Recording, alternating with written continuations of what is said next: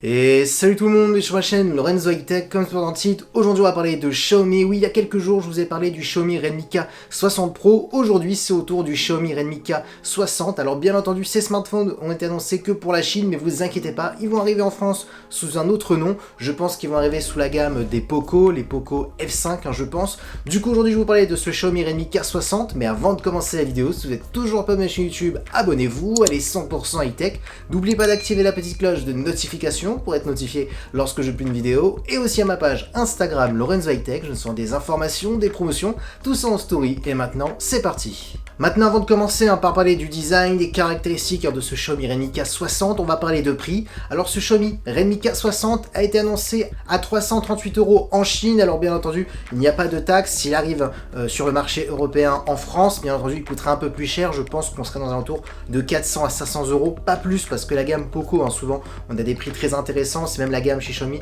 où on a le meilleur rapport qualité-prix. Maintenant, on va commencer par le design. Et bien, en termes de design, il y a très peu de changements comparé au Xiaomi Redmi K60 Pro, ils ont repris le même châssis, on a un très beau design, un design plutôt classique. On va commencer par les caractéristiques de l'écran. On a une diagonale de 6,67 pouces avec une très bonne définition Quad HD+, la technologie d'écran, on est sur de l'OLED accompagné d'un taux de rafraîchissement de 120 Hz. Donc là tout de suite les caractéristiques qu'il faut retenir, c'est le Quad HD+, l'OLED, le 120 Hz, donc intéressant pour faire du gaming, intéressant pour des contenus multimédia, surtout qu'en plus on a les meilleurs HDR, c'est-à-dire de l'HDR classique, de l'HDR 10+, du Dolby Vision. Alors bien entendu, pour profiter de ces HDR, il faut avoir des contenus bien entendu compatibles.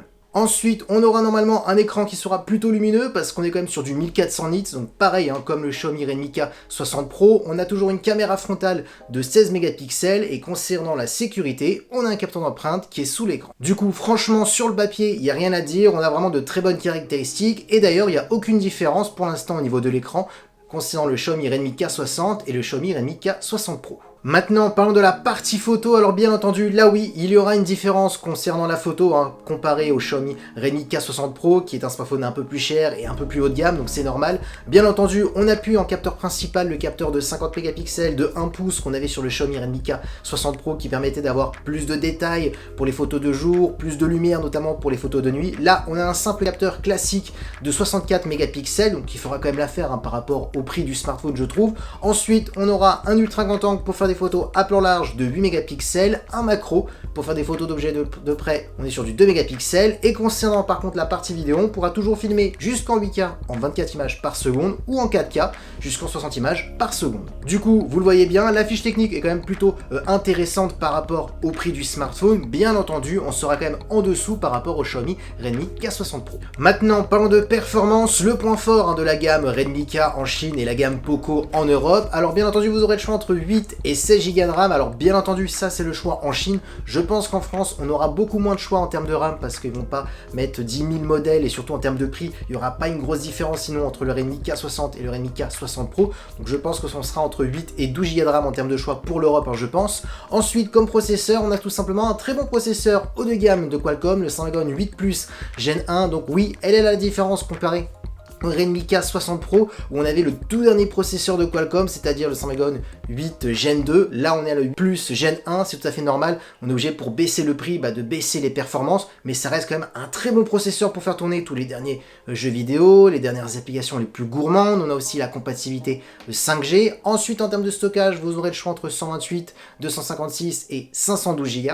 On a ensuite un son stéréo pour apporter une meilleure immersion qui est en plus certifié Dolby Atmos. Concernant la batterie, on est sur du 5500 mAh avec de la recharge rapide de 67 watts. Elle est là aussi la différence concernant le Redmi K60 et le Redmi K60 Pro. On avait du 120 watts pour la version Pro, donc voilà, on est un petit peu en dessous, mais ça reste toujours intéressant, du 67 watts. Et ensuite, pour terminer en termes de connectivité, on a de la Wi-Fi 6, du Bluetooth 5.3 et du type C pour le recharger. Du coup voilà à quoi ressemble ce Xiaomi K60, dites-moi en commentaire si vous intéresserait vu la fiche technique que je vous ai donnée. Franchement il s'annonce plutôt intéressant. Maintenant bien entendu il faut voir le prix qui va être annoncé pour l'Europe. Le prix en Chine bien entendu il est super, maintenant il faut voir avec les conversions avec les TVA, les taxes, et voilà on a toujours un surplus, donc il faudra voir le prix, mais je pense qu'on ne dépassera pas les 500 € pour ce smartphone.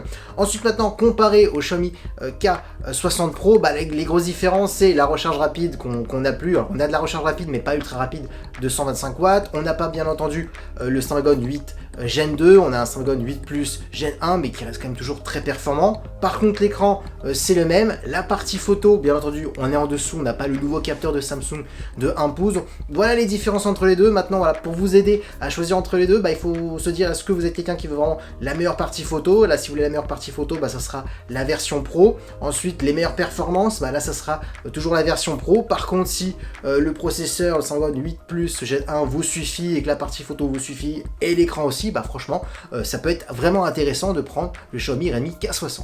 Et voilà, la vidéo est terminée sur ce Xiaomi K60. J'espère que la vidéo vous a plu. Si c'est le cas, n'oubliez pas le petit pouce like, de vous abonner sur cette chaîne YouTube et d'activer la petite cloche de notification pour être notifié lorsque je publie une vidéo, et aussi à ma page Instagram Lorenzo High Tech. Je sens des informations, des promotions, tout ça en story. Et maintenant, je vous dis à très bientôt.